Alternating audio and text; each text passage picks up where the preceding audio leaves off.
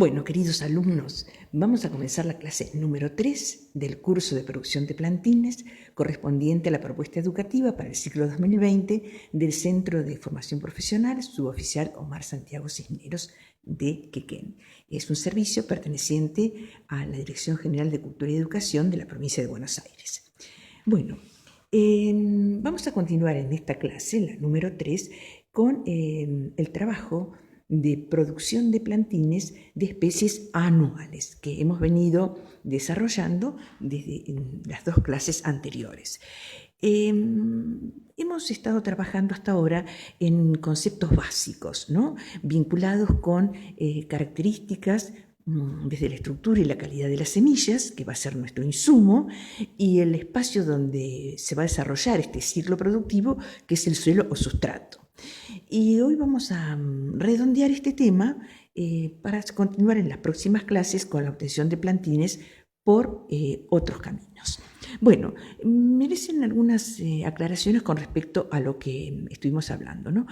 Hemos destacado la necesidad de que el suelo o sustrato en todas las etapas, pero especialmente en esta primera etapa de la producción, sea un sistema muy aireado, muy aireado. Para eso proponíamos, como regla general, el suelo del que disponemos, y si no tiene la aireación o la liviandad necesaria, agregarle alguna enmienda o corrector a través de distintos elementos. En general hablamos, como algo que podemos tener muy a la mano, el compost, la materia orgánica transformada por acción de la temperatura, la humedad y los agentes biológicos, y vamos a aclarar que el título que le dimos de compost o de pinocha, por mencionar ese sustrato o modificador de sustrato que tenemos tan a la mano en el Parque Lilio y ya aclaramos en cualquier otro monte de nuestra zona, es lo que también se conoce como mantillo. El follaje en descomposición, con ese aspecto de borra de café, se puede llamar también mantillo. Lo van a ver en los textos así. El término pinocha, bueno, es muy local, muy nuestro, y en algunos textos y en algunos lugares, al hablar de pinocha se refieren más bien a la hoja del pino todavía no transformada. Pero bueno, esos son los conceptos, son polisémicos y en distintos lugares tienen distintas acepciones. Compost, mantillo, pinocha, nosotros los podemos trabajar como sinónimos. Correctores o enmiendas orgánicas, porque vienen de la acción biológica de nuestros suelos. Pero van a encontrar por ahí leyendo otros correctores, como por ejemplo algo que se llama resaca de río. Bueno, ¿qué es la resaca de río? También es la materia orgánica vegetal, producto de la descomposición de los follajes y de las estructuras vegetales que los ríos vienen trayendo los ríos que vienen de zonas altas y van declinando en su nivel, y se reúnen en lugares donde la circulación del agua está demorada, y ahí se va transformando y forma esas estructuras porosas, esponjosas.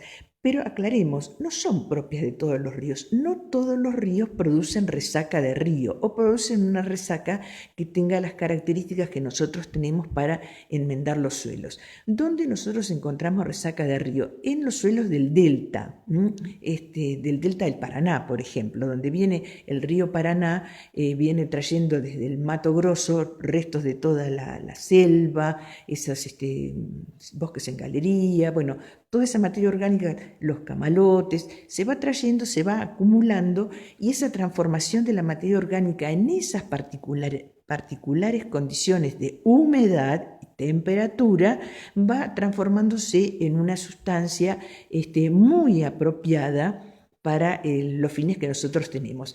Ese producto, esa resaca, esa materia orgánica a medio transformar o con distintos grados de transformación, se recoge, se fracciona y se comercializa. Eso es la resaca de río. Les digo esto porque nosotros, por ejemplo, en nuestro río Quequén no tenemos producción de resaca de río, o sea, de lo que se llama esa enmienda que se llama resaca de río y que sirve para nuestros fines. Algo similar, o sea, materia orgánica en descomposición bajo ciertas condiciones, en este caso subterráneas, con frío y humedad, es la turba. En las turberas del sur argentino, esas masas de lecho que quedan soterradas y ahí se van transformando. Bueno, cuando se las recupera, esa masa esponjosa de materia orgánica transformada también sirve para nuestros fines. Son enmiendas. Esa es la turba. Son enmiendas o correctores orgánicos porque provienen de la actividad biológica sobre ya materia orgánica. Pero también para darle aireación al suelo podemos encontrar otros productos no de origen vivo, vegetal, sino de origen inorgánico, como la perlita, por ejemplo, que es lava volcánica expandida y bueno, también se comercializa para, entre otros, para estos fines afines a nuestros intereses. Y dijimos que si queremos airear el suelo y no tenemos nada más a mano, con el agregado de una cierta proporción de arena, que ya dijimos que son partículas grandes que permiten entre una y otra la acumulación de la permanencia del aire con el oxígeno correspondiente, también puede ser una buena solución.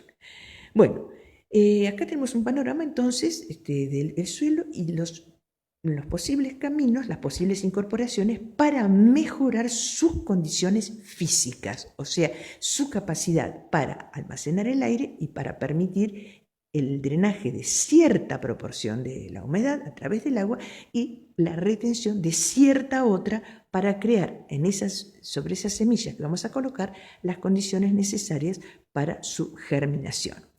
Bueno, también si han tenido oportunidad de ver uno de los videos que se acercó junto con el enlace de este audio, del audio correspondiente a la clase número 2, en el video correspondiente al INTA de Santa Cruz, habrán podido ver precisamente el uso de la perlita, o sea, que es la lava volcánica expandida, y hay un detalle fundamental. Fíjese que el operador, el ingeniero que conducía la charla, usaba exclusivamente, llenaba las bandejas de germinación con perlita, que tiene capacidad para retener cierta cantidad de agua, dejar pasar cierta otra, y entre partícula y partícula, como son grandes, queda el aire. ¿Qué nos dice esto? Que la primera etapa, o sea, la germinación de una semilla puede darse en un sustrato totalmente inorgánico. Estamos hablando en la primera etapa.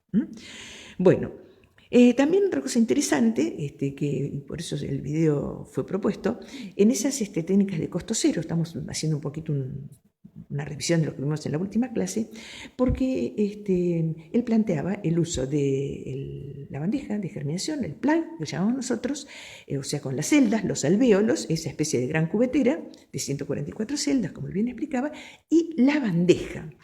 Y planteaba una forma muy interesante de dar humedad a ese sustrato. O sea, la bandeja, una celda sin llenar, y por ahí se ponía el agua para que por capilaridad, o sea, por ascenso, el agua que ponemos en la bandeja, nosotros de una sola vez y sin preocuparnos más, subiera por esos orificios para el drenaje que tienen cada una de las celdillas y el sustrato se mantuviese siempre con una humedad adecuada.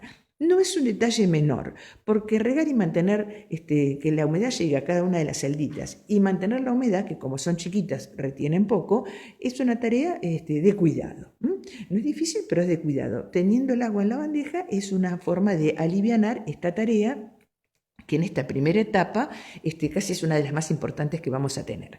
Bueno, una medida de costo cero, pero sumamente útil para el uso de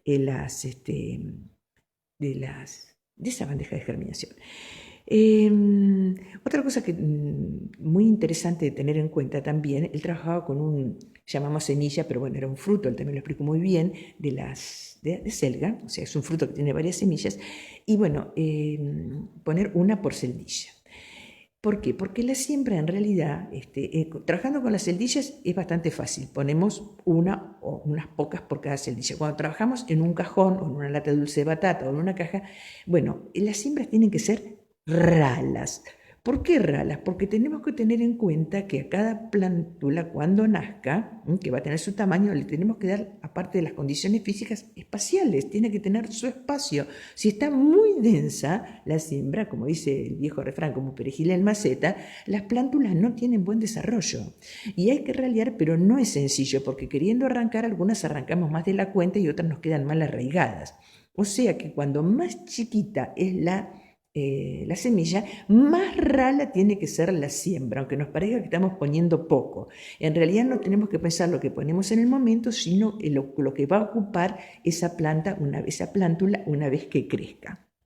Bueno, con las pequeñas es más difícil, pero tenemos que tenerlo en cuenta. En el video de ese modelo hipertecnificado que se proponía también, se veía una forma eficaz de la operadora que iba poniendo semillas, no demasiado pequeñas, pero mucho más pequeñas que los frutos de la acelga, y lo ponía hacía vibrar una superficie, un vidrio en este caso, para que las semillas cayeran de a poco.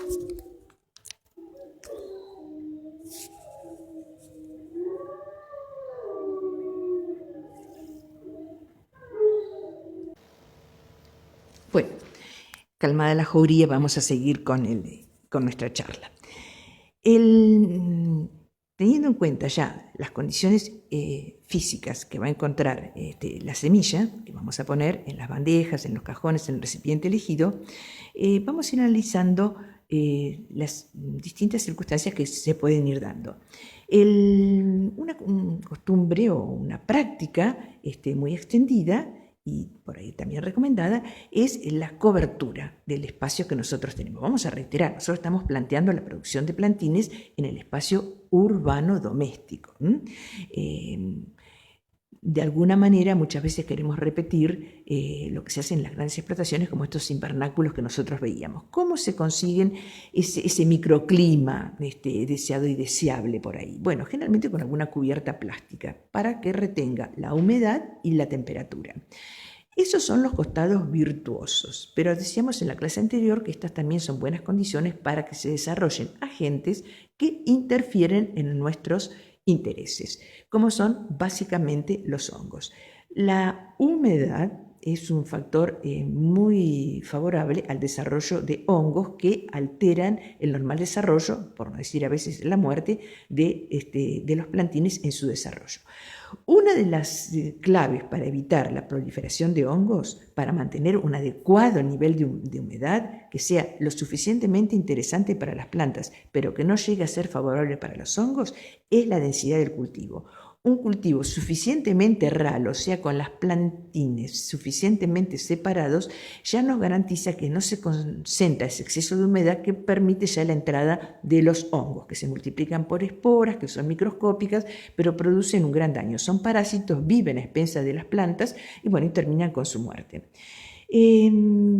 Si queremos ir un poco más adelante, aplicar alguna tecnología, podemos trabajar con fungicidas. A medida que las plantas van naciendo, se aplican productos por asperjado, por rociado, que previenen, siempre hay que trabajar preventivamente, la aparición de hongos. Los hongos producen lo que se conoce como dumping off, las muertes de las plantines, ¿no? Así que bueno, si queremos avanzar un paso más, podemos usar productos fungicidas siguiendo las indicaciones del producto que vamos usando. No altera para nada la condición agroecológica de la propuesta, se usan preventivamente en tiempo y forma. Pero el primer paso, si queremos prescindir, es una densidad adecuada de plantas en el cultivo y el uso de esas cubiertas con la mayor precaución. Se cubren, por ejemplo, si queremos protegerlo del frío durante la noche, se retiran durante el día. Si tenemos un lugar lo suficientemente protegido, prescindir del uso. Siempre, recordemos, todo lo que agregamos extra al cultivo merece nuestra atención y nuestro cuidado. Bueno, eso hasta que se produce la germinación de los plantines. Si tenemos el suelo adecuadamente preparado, con la esponjosidad adecuada, la humedad adecuada, puestas las semillas en tiempo y forma, en un X periodo de tiempo se va a producir la emergencia de las plántulas, los primeros estadios. estadios. Bueno, vamos a tener una hojita o dos hojitas, según el tipo de especie que estemos utilizando, y ahí ya podemos tener otro problema con los insectos, que son los insectos masticadores, las hormigas, los bichos bolita y los caracoles. Bueno, es una cuestión a tener en cuenta porque estos insectos y estos moluscos tienen la particularidad de actuar en los primeros estadios, en estado de cotiledón, que se llama, los cortan directamente, ¿no? De la noche a la mañana venía hermoso, han nacido todas las plántulas y nos encontramos que no tenemos más que los tallitos cortados. Bueno, acá no hay más remedio que usar los insecticidas en forma preventiva, porque una vez que pasaron ya no nos dejaron margen para trabajar. En nada altera la propuesta agroecológica. Hay que usar los insecticidas muy útiles, los cebotóxicos, que son atractivos, usarlos como indica el producto, las recomendaciones del producto, son súper eficaces y utilizados en tiempo y forma, la cantidad que se usa es muy, muy poca, no produce interferencias en el resto del sistema y para su tranquilidad, pero les pido que ustedes observen esto, se pone, son productos, por lo menos los que van a notar algo, los que controlan babosas y caracoles y bicho bolitas son resistentes a la humedad. Los ponemos y la humedad no los degrada, entonces los podemos usar con tranquilidad. Hay que ser un poco más atento a la humedad con los cebos para las hormigas, porque la humedad los degrada y ya se vuelven ineficaces.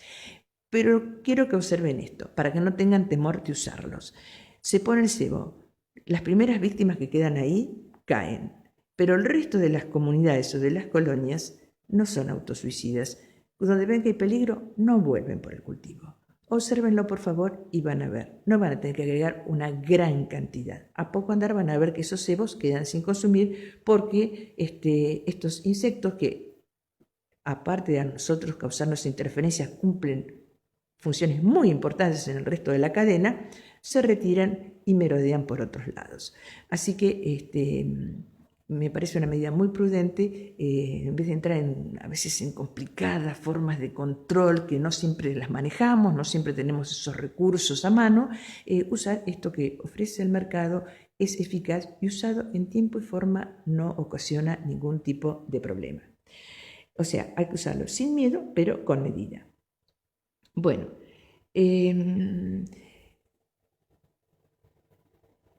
vamos a ver cómo... Porque otra cuestión muy importante, esos productos caseros, orgánicos, naturales o como se lo quiera llamar, son biocidas. A los insectos, a los moluscos, a los crustáceos que nosotros queremos combatir, los matan, los eliminan. O sea que la interferencia ecológica es tan importante como si usamos los cebos que le mencionaba anteriormente. Quizás, no siempre tampoco, dejen menor residuo. Y digo quizás y no siempre, porque si estamos usando algo que parece tan inocuo, que es esa agua con las colillas de cigarrillo, estamos aplicando al sistema sulfato de nicotina, que es un veneno poderosísimo y un residuo peligroso. De más está aclarar que como usamos nosotros en pequeñas cantidades, no estamos aportando una gran cantidad de residuo al sistema. No podemos medir nuestra pequeña intervención con el uso de esos productos con los millones de litros de tóxicos que se agregan sobre millones de hectáreas en el país. Tenemos que ser capaces de establecer esa diferencia y no enredarnos en falsas alternativas. Usar lo que corresponde en tiempo y forma. Bueno, y todo lo que ponemos, vuelvo a decir, son biocidas, o sea que con los insectos que cumplen una función tan importante en la cadena, aparte de las molestias que nos producen, también los estamos eliminando. Bueno, una cosa muy, muy interesante, que no le he planteado, es que vamos a usar en nuestra primera etapa plus o unidades enteras, como los cajones que habíamos planteado, y las plantas, eso se vio muy bien en el video de Colombia, ¿no? Las plantas son pequeñas. Ahí en ese video del modelo hipertecnologizado, el responsable del proyecto decía que, bueno, de ahí iba al campo. Pero bueno, hay que tener en cuenta que en estos modelos el campo es otro invernáculo de menor complejidad, pero siguen produciendo bajo nylon, como muchísima cantidad de hortalizas se produce acá en nuestro país, bajo nylon. Esto de ninguna manera podemos pensar que va a campo abierto.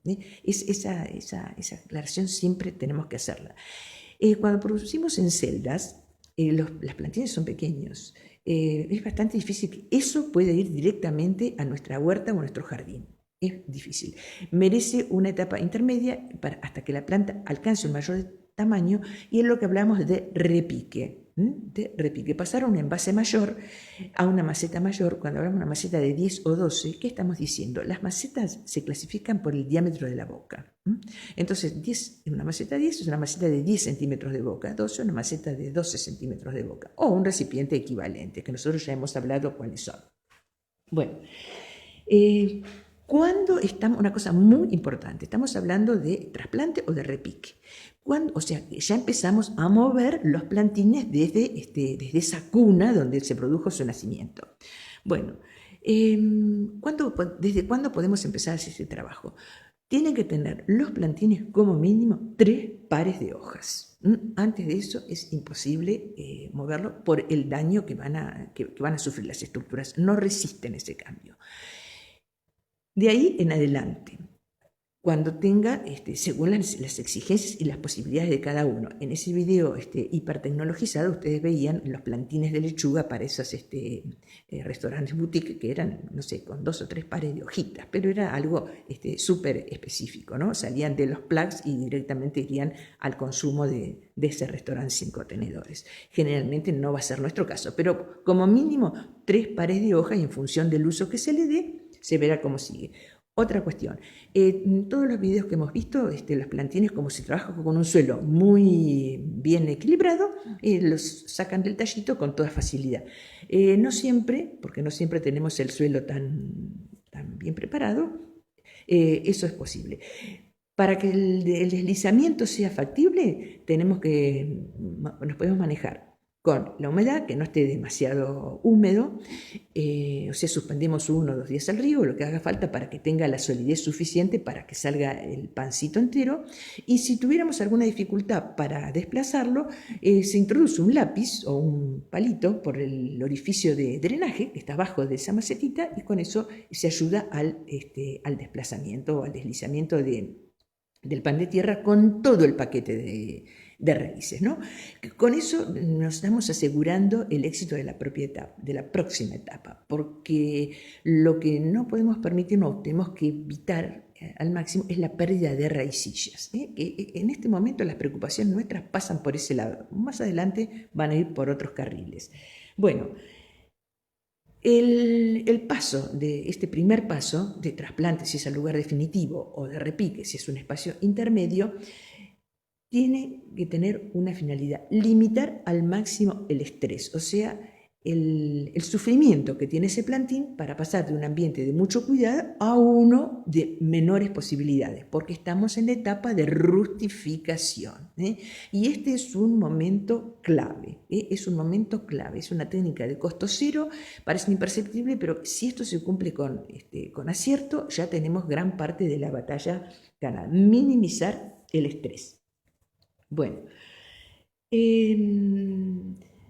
y otra cuestión muy interesante que tenemos que tener en cuenta, el uso. Ya nosotros vamos a llegar hasta la producción del plantín, pero tengamos en cuenta algo: ese plantín va a ir al lugar definitivo. Mientras que nosotros lo tenemos en categoría plantín, le damos todos los cuidados porque estamos en un lugar más o menos reparado. Estamos en lo que podemos llamar un vivero, o un protovivero, o un proyecto de vivero, ¿no es cierto? O el viverito que tenemos en casa. Después va a ir a su lugar definitivo, va a ir al jardín o va a ir a la huerta. Bueno, el otro gran, si bien eso por ahí no lo vamos a hacer nosotros, porque se lo vamos a dar a un tercero para su casa, para su quinta, o lo vamos a hacer en nuestra casa o nuestra quinta, el momento en que lo ponemos en lugar definitivo es clásico, es básico, es crucial.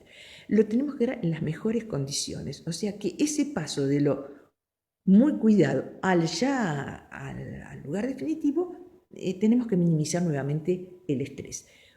Una regla de oro, costo cero, es el momento en que se hace, el día en que se hace y la hora en que se hace. Si es un día fresco, húmedo, nublado, lo podemos hacer en cualquier momento. Si es un día que no está tan bueno o queremos asegurarnos, el mejor momento para hacer ese trasplante ya definitivo es al anochecer. ¿Por qué? Porque aparte de las condiciones de temperatura y humedad que nosotros le vamos a dar en ese momento, tenemos toda la noche con su fresco para que la planta se vaya adaptando. Así que fíjense cómo una técnica, una precaución tan sencilla y tan a la mano nos va a asegurar el acierto y el buen trámite de las etapas que siguen. En esta etapa, el peligro mayor que tenemos es la deshidratación. La deshidratación de las raíces la vamos a superar con el riego, con el agua que va en el sustrato. Pero la humedad del ambiente se maneja casi por su propia, al no estar trabajando en un ambiente confinado como hacían en Colombia, que mantienen, porque está en un ambiente encerrado, las condiciones de humedad, nosotros nos tenemos que manejar con las condiciones de la naturaleza. La noche siempre es mucho más fresca y más húmeda que el día. No es lo mismo hacer el trasplante a mediodía, estoy poniendo un caso extremo, que ponerlo a las 6 o 7 de la tarde, a la nochecita, cuando ya vamos a tener el fresco y la humedad de la noche, para que esa planta haga la transición con la mayor naturalidad. Y de ahí la planta, casi sin pérdida de tiempo, va a iniciar en mejores condiciones físicas y de luminosidad y de espacio su desarrollo para tener la máxima expresión de su potencialidad en el momento que sea necesario. Bueno, entonces esta es, ya hemos ido pasando desde sustrato, semilla, evolución del plantín, momento de hacer el trasplante o el repique, hasta su trasplante definitivo. Bueno, hemos hablado cómo sacamos el plantín del plano, ¿cierto? Sale solo con bastante facilidad, con el suelo equilibrado, lo ayudamos con un palito, con un lápiz cuando no se nos desmolda, lo ponemos en la maceta o en el lugar definitivo, va funcionando. ¿Qué pasa si lo tenemos los plantines hechos en el suelo, o en el suelo directamente o en un cajón?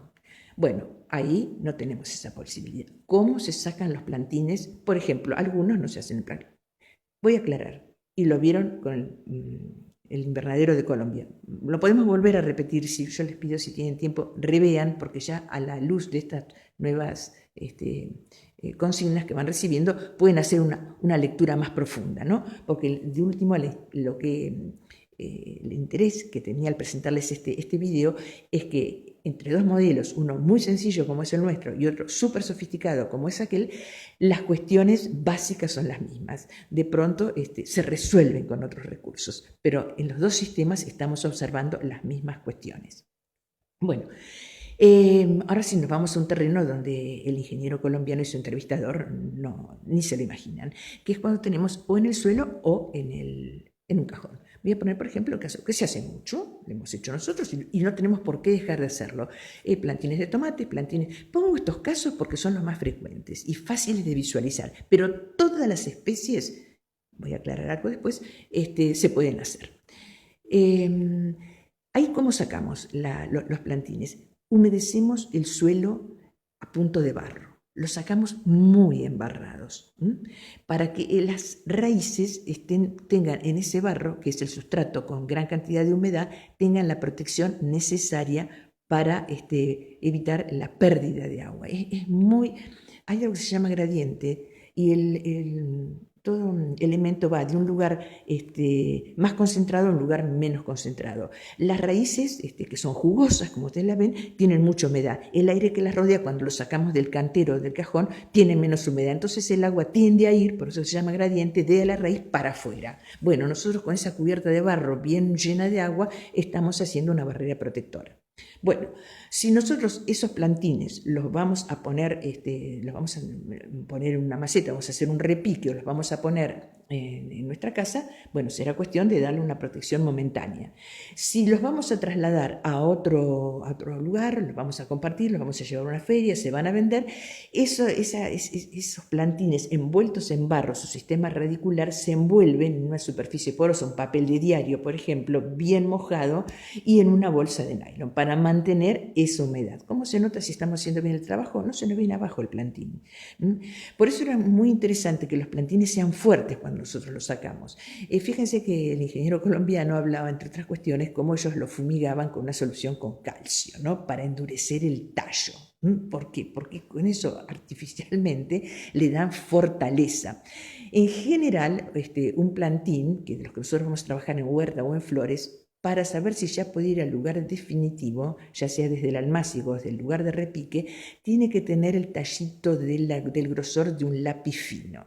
Cuando nosotros tenemos tallitos, y por supuesto más de 3 pares de hojas, ya tenemos un plantín que se va a defender. Si los ponemos muy herbáceos o muy finitos, bueno, ya saben que ese estrés a que están expuestos les va a jugar demasiado en contra. Bueno, ese es el otro tema, ¿no? Cuando tenemos en las celdas o en las macetitas es de una manera, cuando lo tenemos en el envase en un envase mayor es de otra manera. Los caminos son válidos y no tenemos por qué dejar de hacerlo. Yendo a la vida del plantín antes del trasplante o del repique, también tenemos que vigilar la presencia de los agentes que producen enfermedades, como por ejemplo los hongos, ¿no? Los hongos son muy, muy complicados porque al tener, bueno, un poco el concepto que decíamos, mucha humedad, se multiplican. Dijimos que corra aire entre los plantines y sacarlos de los lugares sombríos a los lugares más soleados.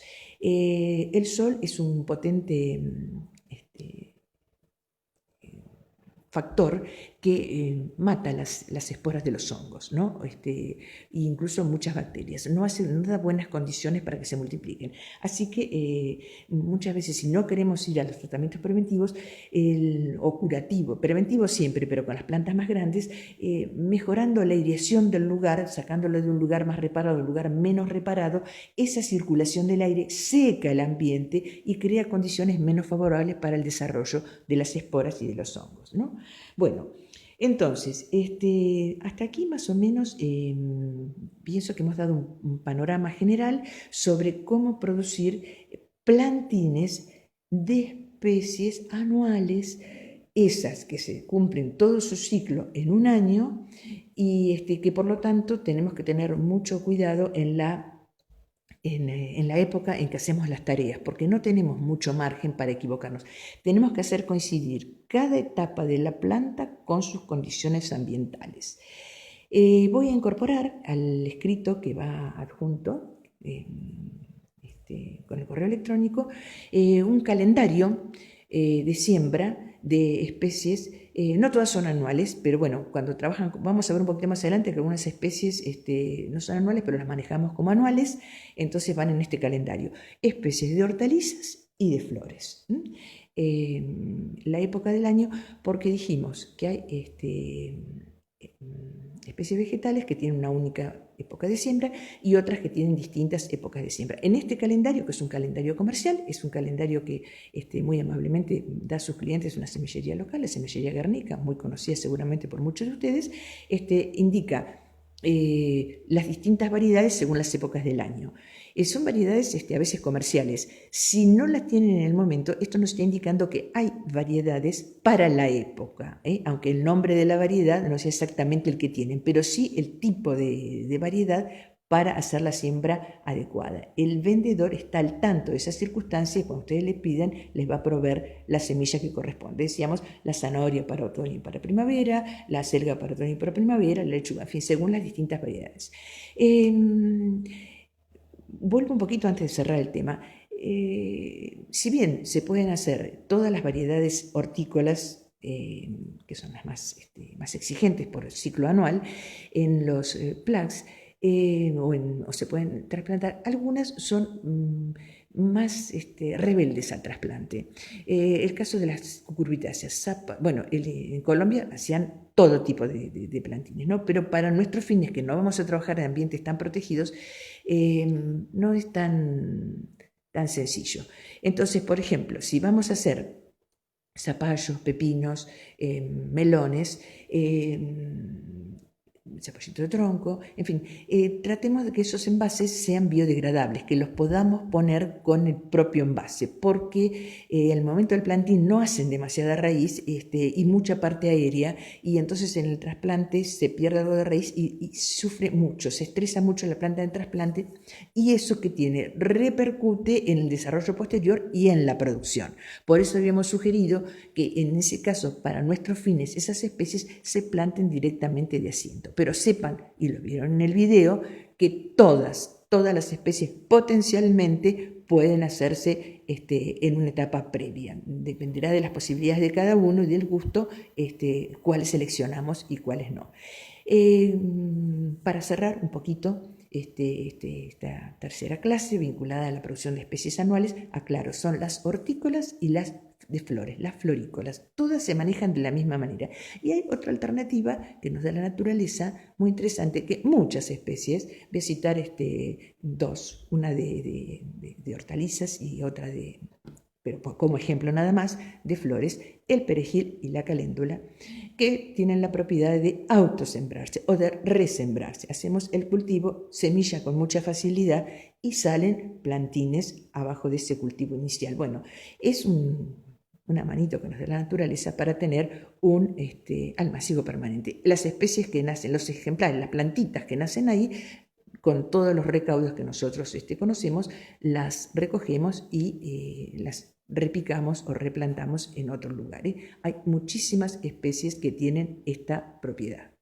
Así que bueno, en esta tercera clase pienso que ya hemos rodeado en líneas generales los temas más importantes de la producción de especies anuales para la huerta y para el jardín. Una división un poco arbitraria, pero queda clara la explicación.